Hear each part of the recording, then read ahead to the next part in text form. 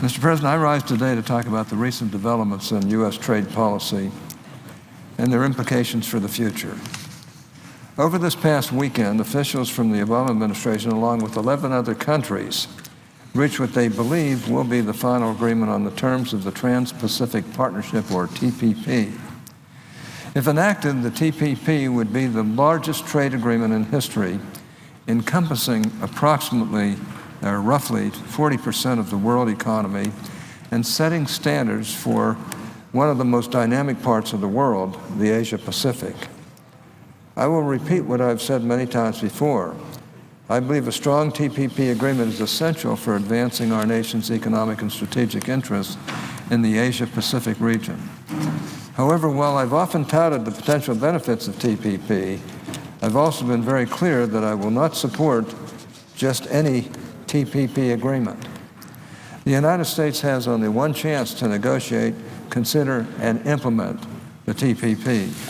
We have got to get it right. Under our system of government, both the executive and legislative branches play essential roles in developing and implementing our trade policies. And while the administration has the power to reach agreements with other countries, no such agreement can go into force without Congress's approval. Congress is not just a rubber stamp in this process. We have an obligation to evaluate every trade agreement to determine if it advances our nation's interests and serves the needs of our constituents. Toward that end, as I continue to review the deal that was struck in Atlanta, three important considerations will determine whether I can support this agreement. First, the deal must be balanced and meet the U.S. negotiating objectives established under our Trade Promotion Authority, or TPA statute, which Congress passed earlier this year with strong bipartisan majorities in both houses, in both the House and the Senate. Second, I must have confidence that our trading partners will actually live up to the commitments they've made under the agreement by implementing the terms and obligations included in the deal. Third, the agreement must be subjected to a thorough and rigorous congressional review, including in-depth consultation with the administration. Before I talk about these factors in more detail, I want to acknowledge the many years of hard work that officials in the administration, particularly those at the Office of the U.S. Trade Representative, had put in to get the agreement this far. I particularly want to acknowledge the hard work of the lead negotiators at USTR, who have sacrificed for years to bring this agreement to conclusion. I also want to acknowledge that over time, they made a great deal of progress on a variety of fronts. But now that the administration says it has reached an agreement, it's time for Congress to intensify its review of TPP. The primary standards by which I, and I would hope all of my colleagues, will judge this trade agreement are set forth clearly in our TPA statute.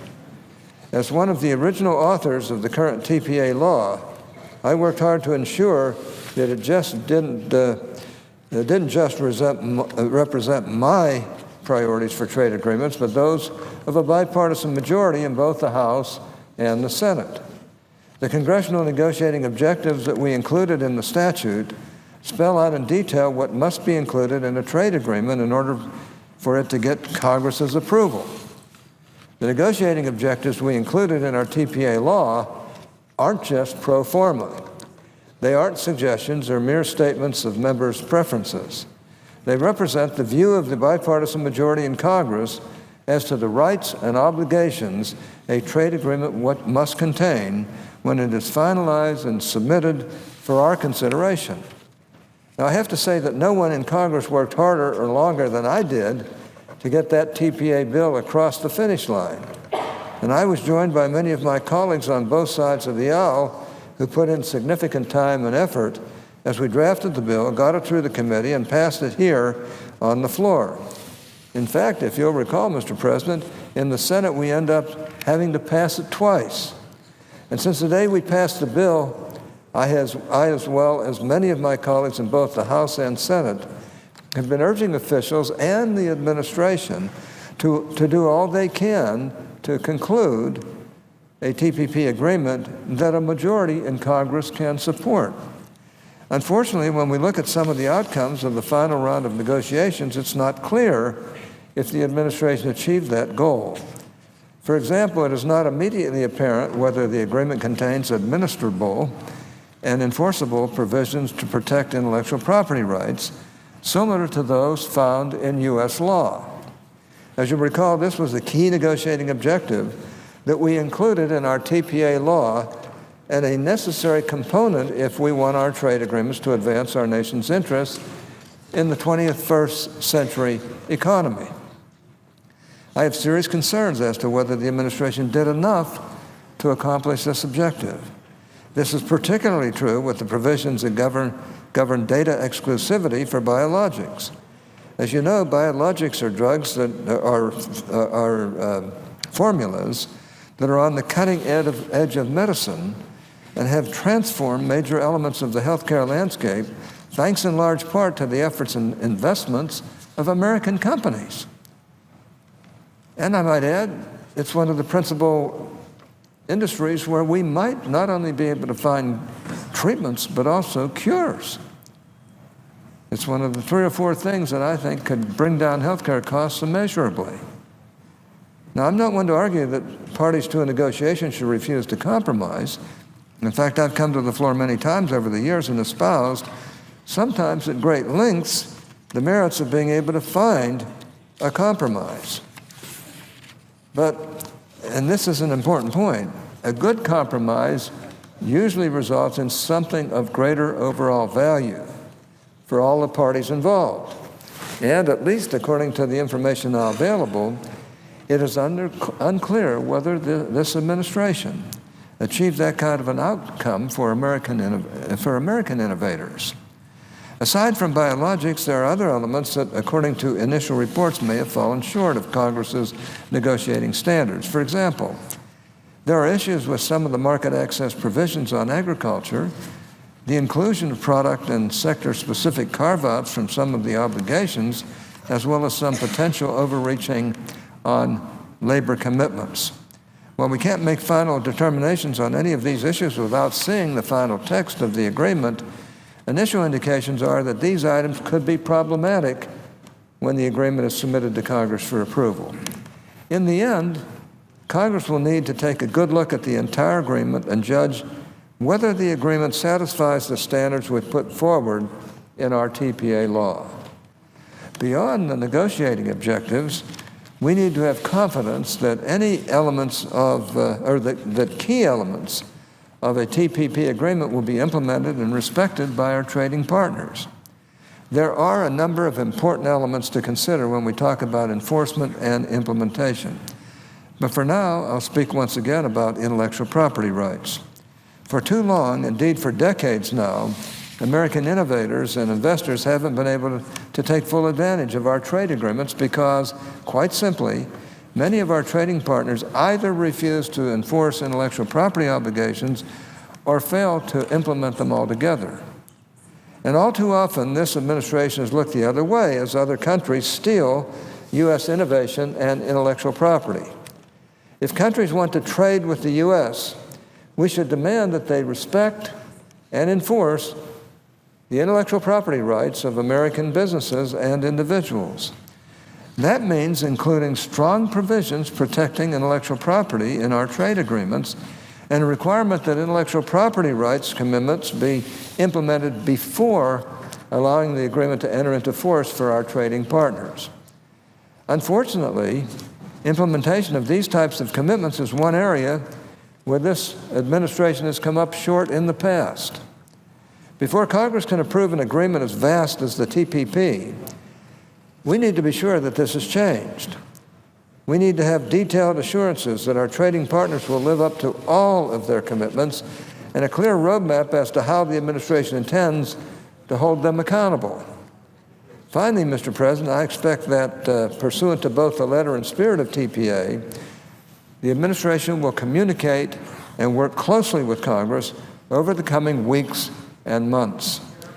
In the short term, that means deep and meaningful consultations before the President signs the agreement. Under our TPA law, the President must inform Congress of his intent to sign an agreement at least 90 days before doing so. This period is an essential part of congressional consideration of the deal. Congress reserved this time in the statute to ensure that we would have ample opportunity to review the content of a trade agreement before it is signed by the President. In order for that review to take place, Congress must have access to the full text of the agreement, including annexes and any side agreements, before the President provides his 90-day notice. This is a vital element of TPA, Mr. President. The law was designed specifically to give Congress all the necessary tools to conduct an exhaustive evaluation of any and all trade agreements and to ensure the administration is fully accountable both to Congress and to our public. There are a number of provisions and timelines in the law that help us achieve these goals. I won't list them all on the floor today, here on the floor today. Instead, I'll just say that I expect the full cooperation of the administration in meeting all of these mandates. The American people demand no less. There are no shortcuts. Let's be clear. Our nation could clearly benefit from a strong TPP agreement. And I hope that in the end, that's what we get. And these other nations can too. And in the end, I hope that this agreement meets all the challenges that we've thrown out.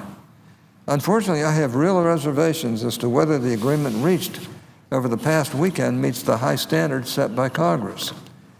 I will not make a definitive statement on the overall merits of the agreement until I have a chance to review it in its entirety.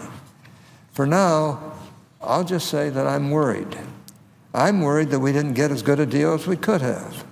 I'm worried that the administration didn't achieve a balanced outcome covering the congressional negotiating objectives set out in TPA. And ultimately, I'm worried that there won't be enough support in Congress for this agreement and that our country will end up missing out on important opportunities. I hope I'm wrong, Mr. President. I will continually scrutinize this agreement as details emerge. Before I can support the TPP deal struck in Atlanta, I must be convinced that the TPP is a balanced agreement that complies with the TPA law and that it has clear, implementable rules that our trading partners will follow. The TPP is a once-in-a-lifetime opportunity to define high-standard rules for the Asia-Pacific and to gain the real access to overseas markets that our businesses and our workers need. I intend to do all I can to ensure that the agreement meets these goals. With that, Mr. President, I suggest the absence of a quorum.